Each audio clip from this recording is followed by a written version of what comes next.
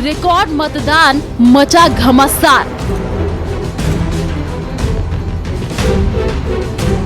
किसे फायदा, किसे नुकसान? किसको मिलेगी राजस्थान की कमान? स्पष्ट बहुमत कांग्रेस को मिलेगा और भाजपा को अभूतपूर्व समर्थन, स्नेह और आशीर्वाद।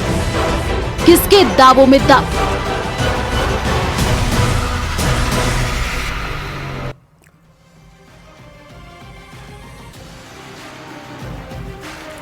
चलिए चर्चा की शुरुआत करेंगे। बीजेपी प्रवक्ता डॉक्टर निमिषा हमारे साथ जुड़ गई हैं और इसी के साथ कांग्रेस प्रवक्ता हैं अजय हमारे साथ जुड़ चुके हैं और योगेंद्र गुप्ता, आप आम आदमी पार्टी के प्रवक्ता हैं, राजीव जैन राजनीतिक विश्लेषक हैं, हमारे साथ जुड़ चुके हैं। आप सभी मेहमानों का बहुत स्वागत है। चर्चा की शुरुआत में अजय जी आपसे करना चाहूंगी क्योंकि अभी सत्ता में आप लोग हैं और राजस्थान के अगर इतिहास को उठा करके देखें तो कुछ ऐसी तस्वीरें देखने को मिली हैं कि जो रिवाज रहा है वो हर 5 साल बाद बदल जाता है, मतलब सरकार बदल देती है राजस्थान की जनता। कांग्रेस को ऐसा क्यों लग रहा है कि वो वापसी करेगी?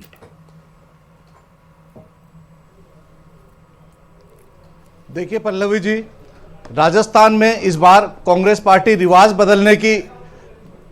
बदलने जा रही है क्योंकि 2018 से लेके जनता के सामने 2023 तक का एक शासन रहा है, जिस शासन में सरकार ने एक अभिभावक की भूमिका निभाते हुए आम आदमी की सेवा की है। आप ये देखिए कि राजस्थान में जिस तरह से महंगाई राहत कैंप, जिस तरह से आम आदमी को लाभ देने का प्रयास किया, जिस तरह से आम आदमी को बिजली से, सिलेंडर से, चिकित्सा से, स्वास्थ्य से, शिक्षा से, हर क्षेत्र में, सड़क, पानी, ऐसा कोई क्षेत्र सरकार ने नहीं छोड़ा है जिसमें आम जनता की मदद नहीं की जाए। दूसरी ओर एक वो सरकार है जो 2014 से लेके 2023 तक हिंदुस्तान की जनता और राजस्थान की जनता के सामने उस सरकार का भी रिकॉर्ड है और कांग्रेस सरकार का रिकॉर्ड है। आप ये देखिए, अच्छे दिनों की बात करने वाली सरकार, अच्छे खुशहाल दिनों की बात करने वाली सरकार की बात का आप लेखा जोखा देखें तो आज देखिए हिंदुस्तान इंडेक्स में, हंगर इंडेक्स में 1125 की जगह 111वां स्थान हिंदुस्तान का है। अब ये देखिए एनवायरमेंट इंडेक्स में अगर हिंदुस्तान का कहीं स्थान है तो 180 में से 180वां नंबर हिंदुस्तान का है। अब ये देखिए हैप्पीनेस इंडेक्स में अगर हिंदुस्तान का कहीं स्थान है तो 140 में 121वां स्थान है। अब ये देखिए हैप्पी मतलब आप न्यू मतलब स्वतंत्रता के मामले में, प्रेस स्वतंत्रता के मामले में अगर हिंदुस्तान का नंबर देखें तो 160 में से 141वां नंबर है। आप ये देखिए युवाओं का देश, एक भारत एक युवाओं का देश है, एक बहुत अजय जी, हिंदुस्तान आप के पास रही विदेशी धरती पर किए गए एक सर्वे को यहाँ पर बता रहे हैं। एक मिनट अजय जी, आप विदेशी धरती पर किए गए एक सर्वे को यहाँ पर बताते हुए नजर आ रहे हैं। अच्छा होता अगर आप ये बताते कि बीजेपी शासित प्रदेशों से राजस्थान किन मायनों में ऊपर उठा है। खैर, मैं आऊंगी आपके पास। निमिषा जी हमारे साथ बीजेपी, अजय जी आऊंगी आपके पास। निमिषा जी, ठीक है, कांग्रेस ने जो वादे किए वो 96% कांग्रेस। अरे तो तब जवाब देना चाहिए था ना। अब आऊंगी आपके पास, निमिषा जी के पास जाऊंगी, बीजेपी से हमारे साथ जुड़ी हुई हैं। निमिषा जी, बीजेपी केंद्र के द्वारा की गई योजनाएं जो थी और दावे के जो प्रचार किए गए उनको लेकर के सियासी धरातल पर उतरी राजस्थान में, और वसुंधरा राजे सरकार में जो काम किए गए बीजेपी उनको लेकर के चुनाव लड़ने के लिए उतरी थी। सीएम का चेहरा लेकिन आपकी तरफ से क्लियर नहीं किया गया है अभी तक। क्या लगता है, राजस्थान की जनता ने वोट किया होगा तो आखिर किसके चेहरे पर किया होगा? और अगर कामों की मैं बात करूं तो केंद्र के कामों को लेकर के किया होगा या फिर राज्य के कामों को लेकर के किया होगा जो वसुंधरा सरकार में की गई थी? पल्लवी जी, सर्वप्रथम तो मैं आपके चैनल के माध्यम से राजस्थान के देवतुल्य मतदाताओं को प्रणाम करूंगी, अभिनंदन करूंगी। आपने बढ़ चढ़ करके लोकतंत्र के महापर्व में हिस्सा लिया, आपको खमा गणी, प्रणाम, अभिनंदन। 80 सीटों पर 80% से ज्यादा मतदान हुआ है। व्यवधान, धीरे चला मतदान, लेकिन व्यवधान को लांघते हुए राजस्थान वासी, हमारे देवतुल्य मतदाताओं ने बढ़ चढ़ के मतदान किया है। रात देर तक लाइन लगी रही लेकिन डट कर खड़े रहे। आपका एक वोट राजस्थान के सुशासन की गाथा लिखेगा। पल्लवी जी, अब मैं हमारी पार्टी के मुद्दों पर आती हूं। देखिए, राजस्थान के अंदर राज्य सरकार ने हर केंद्र सरकार की योजनाओं पर बाधाएं लगाई। जैसे मैं बात करूं तो प्रधानमंत्री आवास योजना के 20 लाख आवास बन गए और आगे 9 लाख को रोक दिया। इसी तरह से जल जीवन मिशन के अंदर 45,000 करोड़ रुपया राजस्थान को मिला। 20,000 करोड़ का घोटाला राजस्थान की सरकार जांच हो रही है, वो जांच चल रही है। इसी तरह से मैं उज्ज्वला कनेक्शन की बात करूं तो हमारी बहनों के पास 72 लाख उज्ज्वला कनेक्शन है और इन्होंने 17 लाख पर लास्ट मंथ में आकर के सब्सिडी दी, उसमें भी घोटाला किया। जब कनेक्शन 75 लाख है तो आपने 17 लाख पर क्यों आपने सब्सिडी का भ्रम दिखाया? वो जो केंद्र सरकार की सब्सिडी आती थी उसको राज्य की कांग्रेस सरकार ने अपना बताने करके गुमराह करने का प्रयास किया। चिरंजीवी योजना का ढोल बड़ा पीटा, लेकिन 25 लाख का किसको मिला ये बता नहीं पाए और वो 25 लाख के मुआवजे को इन्होंने मेडिकल बोर्ड के कंसल्टेशन में डाल दिया। तो ढोल तोता बजा, दो थोता चना बाजा घड़ा, लेकिन मिलिया का काई कोनी, वोट कोनी मिलिया। राजस्थान की जनता समझ चुकी है, परिणामों के आधार पर प्रमाण देती है और आप देखिएगा कि एक बढ़ केंद्र सरकार की योजनाओं को ध्यान में रखते हुए राजस्थान की जनता ने वोट किया होगा या फिर वसुंधरा राजे सरकार में जो कार्य किए गए थे उसको लेकर? बिल्कुल, इस सवाल का जवाब निमिषा। देखिए, बदले की भावना से काम किया ना। देखिए, बदले की भावना से केंद्र राज्य सरकार ने काम किया। पूर्ववर्ती भारतीय जनता पार्टी के शासनकाल की भामाशाह योजना देख लीजिए आप, उस भामाशाह योजना को बदले की भावना से बंद किया गया। इसी तरह से अन्नपूर्णा रसोई योजना थी, उसका नाम बदल करके इंदिरा गांधी रसोई योजना किया और उसको भी ठप सा रखा, उसमें भी घोटाले चलते रहे। तो दोनों ही था, पूर्ववर्ती राज्य सरकार भारतीय जनता पार्टी की सरकार और केंद्र सरकार के जितने भी सहयोग योजनाएं पहुंच रही थी उनको मिल करके राजस्थान की जनता ने प्रचंड बहुमत के साथ भाजपा का सुशासन लाने का संकल्प किया और परिणाम 3 दिसंबर को आपके चैनल पर हम सब बैठेंगे और पुनः 3 दिसंबर का इंतजार तो आम आदमी पार्टी भी कर रही है, क्योंकि चुनावी रण में उन्होंने भी ताल ठोकी हुई है। योगेंद्र जी, आपके पास आते हुए, केंद्र में बैठकर आप कांग्रेस का सपोर्ट कर रहे हैं, प्रदेश में आते हैं तो अकेले लड़ रहे हैं, जनता कंफ्यूज नहीं होगी? आपको नहीं लगता? नहीं, कंफ्यूजन कुछ नहीं है पल्लवी जी। ये तो पहले दिन से स्पष्ट था कि हर राज्य में जितने भी इंडिया अलायंस के पार्टनर्स हैं उनका अपना अपना संगठन है, उनकी अपनी राजनीति है। केंद्र की राजनीति अलग तरह की है और जो राज्य है उनकी राजनीति अलग तरह की है, वहाँ के मुद्दे भी अलग हैं। तो चूंकि हम अपना पार्टी का विस्तार भी कर रहे हैं, हमारे पास अपने मुद्दे हैं, अपना शासन है, इसलिए हम सभी दलों ने अपने अपने क्षेत्र में चुनाव लड़ा, इसमें मतदाता कहीं कंफ्यूज नहीं है। अब जहाँ तक सवाल, देखिए आज का जो दिन है मुझे लगता है कि अब से लेकर 3 तारीख तक दोषारोपण करने, टीका टिप्पणी करने का दिन तो खत्म हो गया, क्योंकि मतदाता मत तो दे चुका है। अभी तो पार्टियों के जो प्रवक्ता हैं या पार्टियों के जो भी लोग हैं उनकी ड्यूटी बनती है कि किसी चैनल पर जाए तो साफ गोई से बात करें कि हमने क्या किया और क्या नहीं किया। जहां तक मैं समझता हूं, और आप जो सवाल पूछ रही हैं, हम सबसे सवाल पूछा है, देखिए ये चुनाव बड़ा अद्भुत चुनाव रहा है। ठीक है राजीव जी, मैं उनके पास जाऊंगी, लेकिन उससे पहले जहां पर मुद्दे राजीव जी के पास जाऊंगे, लेकिन योगेंद्र जी आपने एक बड़ी अच्छी बात बोली कि जो भी राजनीतिक पार्टियों के प्रवक्ता टीवी चैनल्स पर आ रहे हैं उन्हें ये बताना चाहिए कि वो क्या कार्य करने वाले हैं और अगर किसी प्रदेश में उनकी सरकारी योजना तो वो क्या काम कर रहे हैं। योगेंद्र जी, आप तक आवाज पहुंच रही है मेरी? एक ही मुद्दा था, योगेंद्र रिवाज है कि सत्ता बदलती, इसलिए योगेंद्र जी आप तक आवाज पहुंच रही है मेरी? राजनीति शायद राजस्थान ने पहली बार देखी है। ठीक है जी, आवाज पहुंच रही है अब तक मेरी? हाँ पहुंच रही है। तो सवाल सुनिए सर, वरना जवाब नहीं दे पाएंगे, सवाल ही नहीं सुनोगे तो। खैर, आपने एक चीज अच्छी बोली कि प्रदेश में क्या कार्य किए गए हैं, सत्ता जो अगर कोई सत्ता में पार्टी है वो आकर के वो बताएं, ताकि जनता जो है वो भी क्लियर हो सके कि भैया हमने जिसे मतदान किया है वो उस लायक थी भी पार्टी या नहीं थी। पंजाब और दिल्ली में आपकी सरकार है, उससे पहले कांग्रेस सत्ता में वहां पर बैठी हुई थी। ऐसा क्या दावे आपने किए जो कांग्रेस सत्ता से वापस चली गई, जो आप राजस्थान में आए हैं, अभी भी कांग्रेस वहां पर सत्ता में है, और जैसा राजनीतिक गलियारों में कहावत है कि कांग्रेस का वोट काटने की आप जो आम आदमी पार्टी है वो कहीं ना कहीं नजर आती है, तो क्या राजस्थान में ऐसा क्या करेंगे आकर के आप? देखिए ये तो क्या है, सत्ता के गलियारों की बातें हैं, लेकिन हमने जो दिल्ली और पंजाब में किया वो तो सबके सामने है, और यही वजह है कि लगातार 3 बार से हम वहां पर जीत रहे हैं।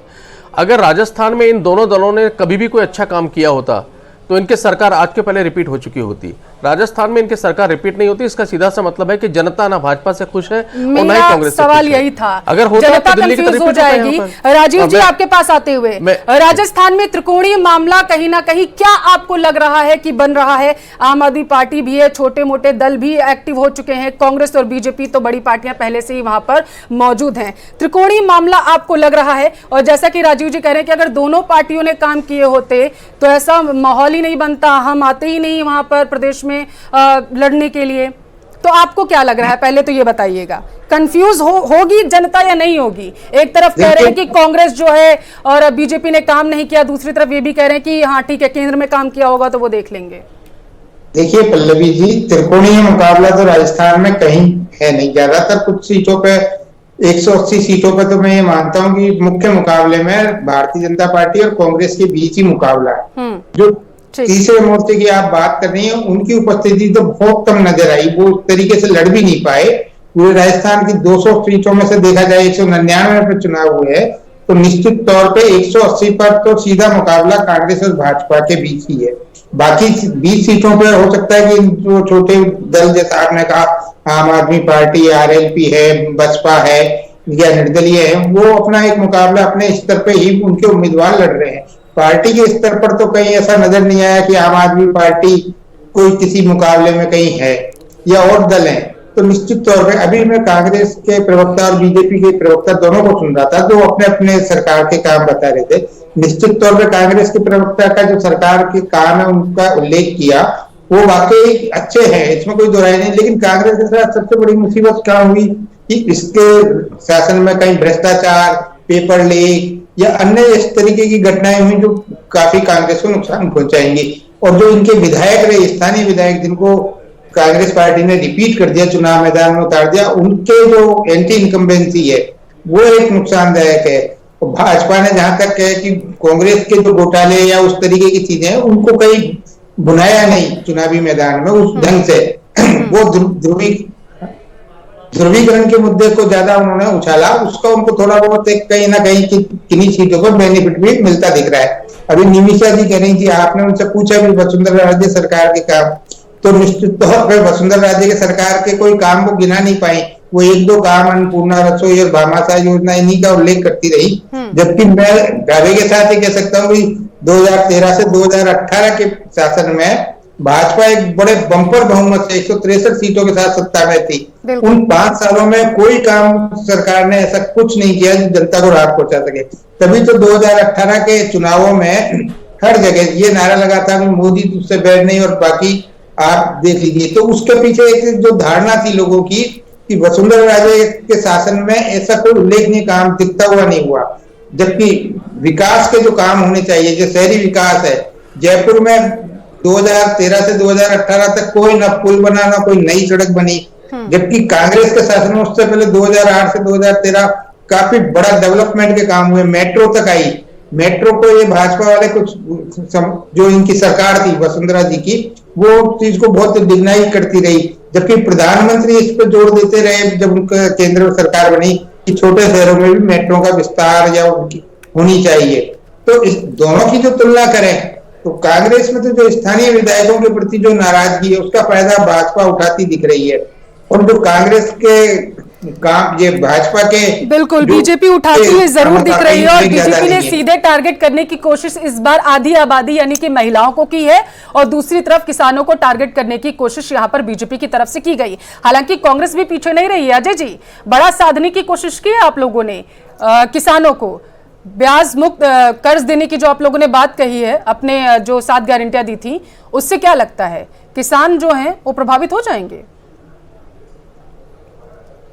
देखिए पल्लवी जी, कांग्रेस का इतिहास रहा है, चाहे किसान हो, चाहे युवा हो, चाहे महिला हो, चाहे कोई भी हो, हर वर्ग के साथ काम करने का प्रयास किया है। अब ये देखिए कि यूपीए के समय भी कांग्रेस ने किसानों के 70,000 करोड़ के ऋण माफ किए थे। अब ये देखिए कि राजस्थान में सरकार आने पर राजस्थान सरकार ने भी सहकारी बैंकों के माध्यम से प्रत्येक सहकारी बैंकों के कर्ज राजस्थान सरकार ने माफ किए। लेकिन केंद्रीकृत बैंकों के कर्जा क्यों नहीं माफ कर पाई? क्योंकि भारतीय जनता पार्टी की केंद्र सरकार ने रिजर्व बैंक ऑफ इंडिया और स्टेट की मीटिंग किसी भी तरह से नहीं कराने दी। राजस्थान की सरकार ने, भारत सरकार ने राजस्थान की जनता से जो बैर माना, जो राजस्थान की जनता ने केंद्र को 25 के 25 सांसद दिए, आप देखिए उसके बदले राजस्थान को क्या मिला। राजस्थान की तुलना मणिपुर से की गई। कांग्रेस सरकार जा रही है। अजय जी, 19,444 किसानों की जो जमीन कुर्क हुई थी, ये पिछले 5 साल का रिकॉर्ड है। निमिषा जी होंगे आपके पास। अजय जी, 19,444 किसानों की जमीन कुर्क हुई है, पिछले 5 सालों का ये रिकॉर्ड है, उसके बारे में कुछ बताएंगे आप? उनके पास कोई बात नहीं है, किसान भाइयों इसलिए वो को मेरी बात को रोकना चाहती है। आप आप ये देखिए, 2 करोड़ रोजगार देने वाली सरकार, झूठ 2 बोल करोड़ रोजगार देने वाली की सरकार कांग्रेस आज तक जा रही है, CMI की इसलिए रिपोर्ट आई है, भर भर के झूठ बोल रहे हैं। अजय जी, अजय जी, सरकार ने छीने हैं। अजय जी, झूठ आप मेरा सवाल सुन पा रहे हैं अजय जी या नहीं सुन पा रहे हैं? ऊंची आवाज में कितना अजय जी, सवाल राजस्थान के मतदाता निर्णय कर चुके हैं। ठीक है अजय जी, 19,444 जो किसान हैं उनकी जमीन जो थी वो कुर्क हुई थी, पिछले 5 सालों का ये रिकॉर्ड है। इसके बारे में भी जवाब दे दीजिए फिर, अगर किसान हितैषी बनने की कांग्रेस पार्टी अगर कोशिश कर रही है तो। पल्लवी जी, जो भी अगर किसानों को कहीं तकलीफ आई है तो उसका कारण केंद्र सरकार की केंद्रीकृत बैंकों का ऋण माफ नहीं करना है।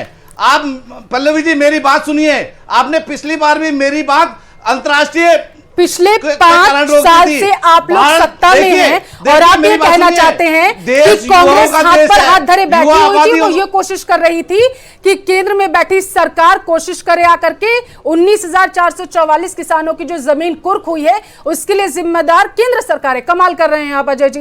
निमिषा जी आपके पास आते हुए वो तो कह रहे हैं, समय की कमी है मेरे पास। निमिषा जी वो तो कह रहे हैं कि हम कार्य करना, अशोक गहलोत सरकार ने हर बार कहा कि वन टाइम सेटलमेंट कमेटी के माध्यम से निमिषा जी वो तो कह रहे हैं हम कार्य करना चाहते थे, आपने हमें कार्य नहीं करने दिया। आप केंद्र में बैठे हुए हैं, आप लोगों को हमने लिस्ट भेज दी थी, आप लोगों ने जो केंद्र शासित बैंक थी उनकी तरफ से उनका कर्जा ही नहीं माफ किया गया, आप लोगों ने काम नहीं करने दिया।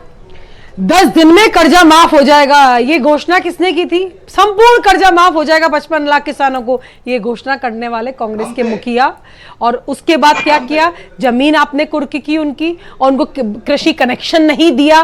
किसान सम्मान निधि के माध्यम से राजस्थान का किसान भाई अपना कार्य करता रहा और अब उनकी किसान सम्मान निधि 6,000 से बढ़ के 12,000 होने वाली है। ये निर्णय हमारे किसान भाइयों का है, बीज से लेकर के बाजार तक प्रधानमंत्री जी के नेतृत्व में किसान भाइयों की चिंता की जाती है। आपके बीच में बोली नहीं मैं, लेकिन किसानों के साथ बदला लेने वाली कृषि कनेक्शन नहीं दिए इन्होंने। ठीक है निमिषा जी, अजय जी लगातार की बात करके बिजली इन्होंने 2 लाख की आमदनी के लिए भेजी थी जिन्होंने केंद्र शासित बैंकों से कर्जा लिया था।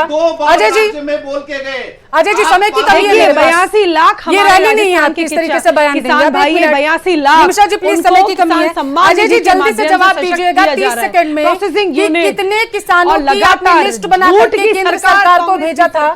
जा रही है। निमिषा जी आपका नाम अजय है, प्लीज। विक्ट्री कांग्रेस भाजपा जितने भी केंद्रीकृत बैंकों के ऋण थे उन सभी किसानों की लिस्ट केंद्र सरकार के पास भेजी थी। झूठ बताइए, कागज किसान दिखाइए ईआरसीपी में आपका काम है। आप ये देखिए ईआरसीपी के लेके प्रधानमंत्री जी ने 2 बार झूठ बोला, हर बार झूठ बोला, लेकिन चुनाव के दौरान टिप्पणी करने से काम नहीं पड़ेगा, बताना पड़ेगा लेकिन कितने किसानों का कर्ज राज्य सरकार ने माफ बदलने की भावना। ठीक है, समय की कमी है मेरे पास। बहुत बहुत शुक्रिया आप सभी मेहमानों का इस मुद्दे पर चर्चा करने के लिए और जुड़ने के लिए। दावे बहुत सारे कर दिए गए, बीजेपी की तरफ से किए गए, कांग्रेस की तरफ से किए गए हैं और आम आदमी पार्टी भी इस बार चुनावी रण में उतरी हुई है अपनी किस्मत आजमाने के लिए। देखना होगा 3 दिसंबर को कि राजस्थान की जनता ने आखिर आशीर्वाद किसको दिया है। फिलहाल के लिए इस चर्चा में इतना ही। बिहार के लिए एक छोटे से ब्रेक के लिए।